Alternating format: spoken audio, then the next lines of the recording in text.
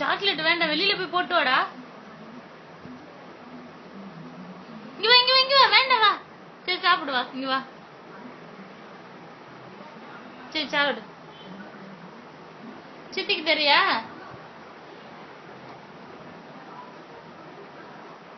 வாயில வைக்க கூடாது, எடுத்துக்க, கையில எடுத்துக்க, முழுங்கிடணும். என்ன சாப்பிடுற ரிஷி? சாக்லேட். யார் கொடுத்தாங்க? யார் கொடுத்தாங்க சாக்லேட்? சித்தி இல்ல, யாரு கொடுத்தாங்க சாக்லேட்?